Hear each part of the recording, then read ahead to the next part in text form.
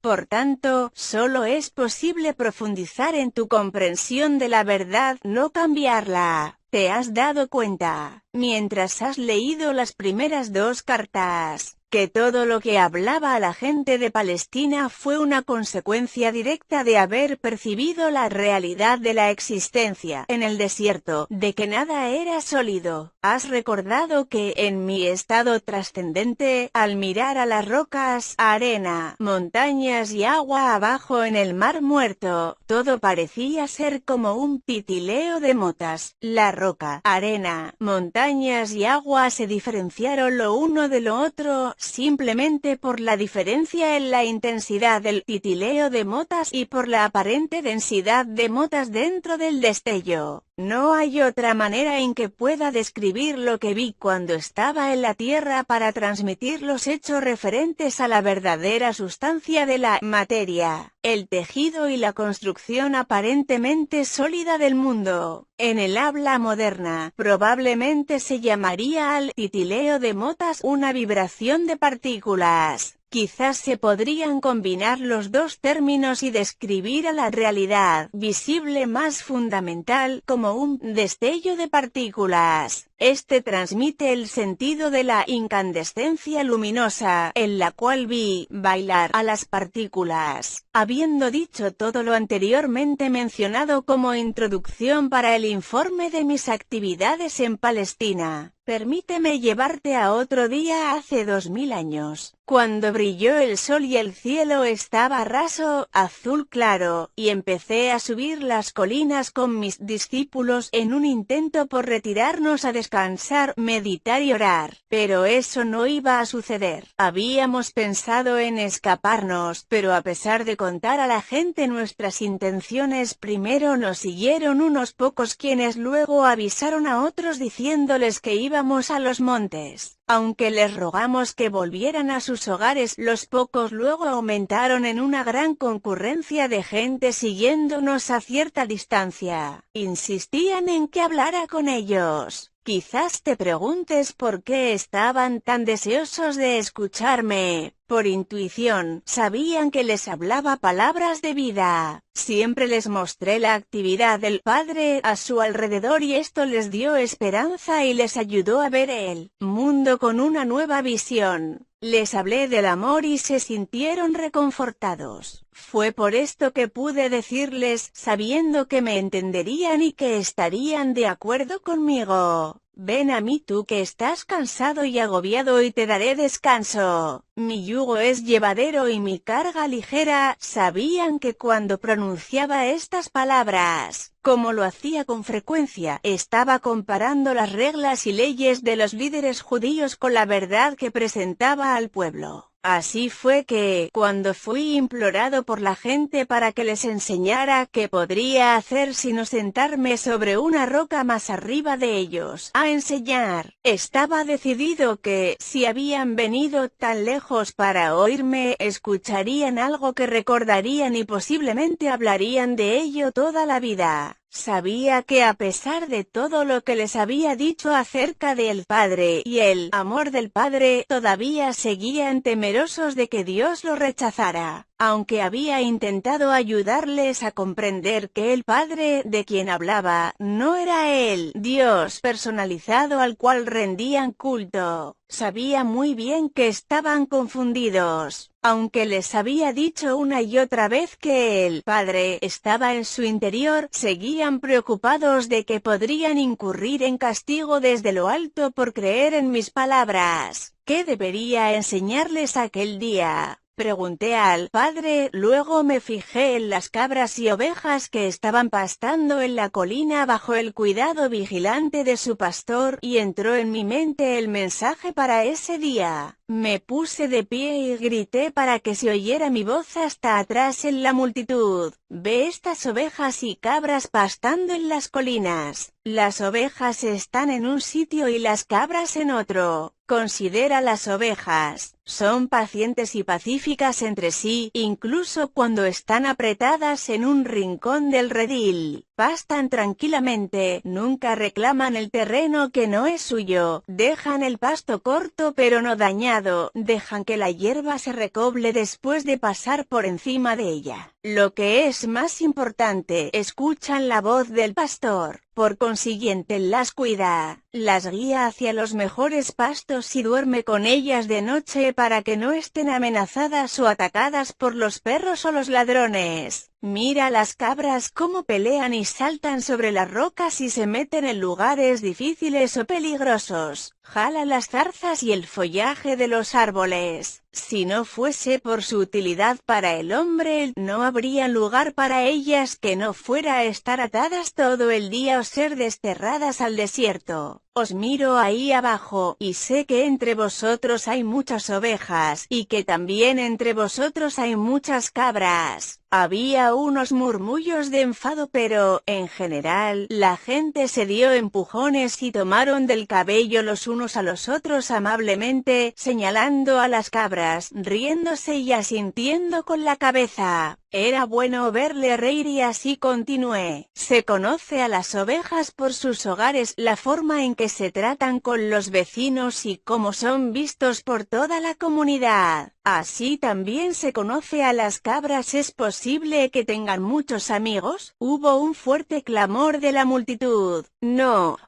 seguido por mucha risa. El pastor sigue a las cabras para cuidarlas, o deben cuidarse y llegar a casa a solas de noche para que las ordeñen. De nuevo la multitud reía y respondía de maneras distintas, algunas muy graciosas e ingeniosas. Y así es con aquellos que son ovejas y aquellos que son cabras, reciben la protección del Padre, los que son ovejas y los que son cabras no, porque ellos van obstinadamente siguiendo sus propios deseos todos los días y posiblemente dejando un rastro de destrucción detrás. Dime, ¿el Padre puede proteger a aquel que es cabra? La multitud estaba en silencio, pero escuchando atentamente. Dirás, entonces, que el padre está enfadado con las cabras y no quiere protegerlas. O dirás más bien que así como el pastor cuida a sus ovejas y cuidaría a las cabras si se lo permitieran, el padre ama a las ovejas y a las cabras por igual, pero no puede protegerlas por igual a causa del comportamiento natural de las cabras. También considera los hábitos de alimentación de las ovejas y las cabras. Las ovejas se contentan con comer solamente la hierba para la cual están perfectamente diseñados sus estómagos. Pero las cabras comen cualquier cosa que encuentran sin respetar de ninguna manera su constitución. Así es con la gente que no respeta el alimento de sus mentes, puesto que no tiene ninguna meta fija o propósito claro. Como las cabras no reconocen cuando el alimento mental es dañino o que les está llevando donde no deben ir en sus vidas diarias o si les dirige hacia un mito dañino o una falacia peligrosa. Van, sin rumbo, recogiendo el equivalente mental de zarzas, zapatos viejos, trozos de tela, hojas, cardos o malas hierbas, porque les falta sentido común. Un hombre me gritó: «Maestro, ¿y si una persona es una oveja, comete un error y se ve un embrollo, el padre le abandonará?» Le respondí con una pregunta. ¿Qué hace el pastor si una de sus ovejas cae en un hoyo, o por un acantilado, o si se ve atrapada en unas zarzas? Te lo diré. El pastor deja el rebaño y rápidamente va en búsqueda de la oveja perdida y no la dejará hasta traerle de vuelta sana y salva. Así es con el Padre, ni siquiera una oveja puede evitar equivocarse de alguna manera u otra, pero ten la seguridad de que el Padre enseguida responderá a su balar y le rescatará. Y si una cabra empezará a comportarse como una oveja y atiende la voz del pastor, entonces ella también estará bajo la protección del pastor y será cuidada igual que las ovejas. Así es contigo y el reino del cielo, el reino de Dios.